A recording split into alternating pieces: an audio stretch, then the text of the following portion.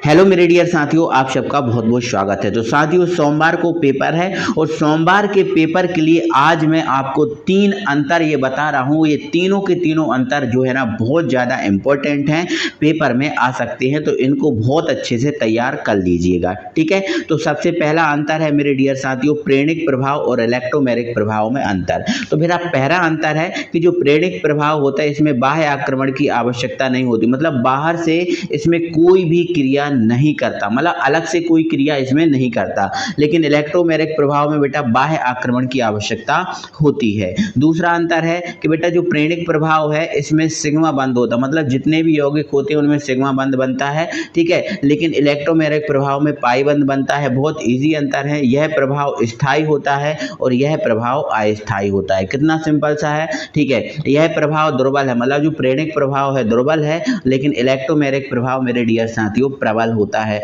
तो कितना इजी सा है, क्या आप इसको नहीं कर पाओगे? क्या आपको ये याद नहीं हो गया? बिल्कुल आप सभी को मेरे डियर साथियों याद हो भी गया होगा। आगे बढ़ते हैं और अगला हमारा जो अंतर है मेरे डियर साथियों वो है समस्थानिक और संभारिक में अंतर। ठीक है, अब देखो ये लिखा हुआ है समस्थानिक, समस्थानिक और समस्थान पे कौन रह सकता है? एक ही स्थान पर कौन रह सकता है? जिसका परमाणु क्रमांक समान हो। तो देखो एक ही तत्व के ऐसे परमाणु जिनका परमाणु क्रमांक समान होता है किंतु परमाणु भार अलग अलग होता है उन्हें समस्थानिक कहते हैं। ठीक है, लेकिन ये अलग अलग तत्वों के परमाणु होते हैं जिनका परमाणु भार समान, देखो इसमें परमाणु क्रमांक समान था, इसमें परमाणु भार समान है किंतु परमाणु क्रमांक अलग अलग है। ठीक है, यह एक ही तत्व के परमाणु होते हैं, यह अलग अलग तत्वों के परमाणु होते हैं, है ना। समस्थानिक एक ही तत्व के परमाणु हैं लेकिन संभारिक अलग अलग तत्वों के परमाणु हैं, है ना। इन्हें आवर्त सारणी में एक ही जगह रखा, एक ही स्थान पर रखा गया है, किन्हें? समस्थानिक को, लेकिन आज जो आपका संभारक है इनको अलग अलग स्थानों पे रखा गया है। ठीक है, देखना अब समस्थानिक को एक स्थान पर रखा गया है, इसके 4th नंबर है इसका एग्जाम्पल, जैसे हाइड्रोजन है ना, परमाणु क्रमांक 1 और परमाणु भार भी कितना है? 1 है ना। दूसरा क्या है? प्रोटियम, जिसका परमाणु क्रमांक 1 होता है लेकिन परमाणु भार 2 होता है। तीसरा है ट्राइटियम, जिसका परमाणु क्रमांक 1 और परमाणु क्रमांक 3, सॉरी परमाणु भार 3। आप इन तीनों तत्वों को देखो, परमाणु क्रमांक नीचे वाला परमाणु क्रमांक है, परमाणु क्रमांक क्या है? तीनों में समान है, लेकिन ऊपर वाला जो है वो परमाणु भार है, तीनों का देखो अलग अलग है, 1 2 3 है ना, लेकिन इन्हें एक ही स्थान पर रखा गया है ना। जैसे हाइड्रोजन के समस्थानिक है तो हाइड्रोजन की जगह ही रखा गया है ना। जैसे किसी भी तत्व के समस्थानिक है उसके स्थान पर ही रखा गया है। ठीक है, आगे बढ़ेंगे, है ना।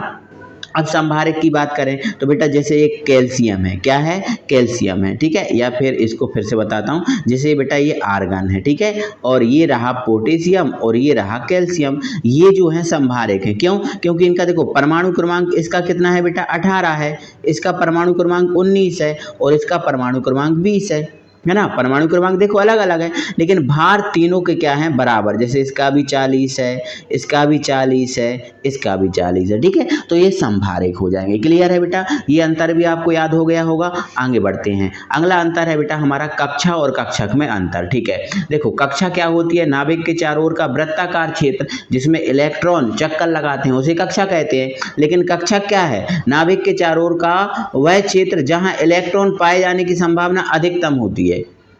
नाभिक के चारों ओर का वृत्ताकार क्षेत्र कक्षा, लेकिन नाभिक के चारों ओर का वह क्षेत्र जहां इलेक्ट्रॉन पाए जाने की संभावना अधिकतम है। देखो ये परमाणु ऐसा होता है, ठीक है, ये होता है नाभिक, ये होता है ना नाभिक, तो नाभिक के चारों ओर कक्षाएं होती हैं, तो ये जो कक्षा है वृत्ताकार क्षेत्र है, लेकिन ये जो नाभिक है, नाभिक के चारों ओर जो क्षेत्र दिख रहा है ये पूरा क्या है? कक्षक है। समझ गए? आपको मैंने पढ़ा दिया था। ठीक है, चलो अंगला, कक्षाओं की संख्या 4 होती है। कक्षाओं की संख्या कितनी होती है? 4 होती है, लेकिन कक्षकों की संख्या उपकोष के अनुसार होती है। जैसे S उपकोष में 1, P में 3, ऐसे होती है अलग अलग। ठीक है, कक्षा में उपस्थित इलेक्ट्रॉन को 2n² के सूत्र से निकालते हैं, लेकिन आपको पता है एक कक्षक में अधिकतम 2 इलेक्ट्रॉन होते हैं।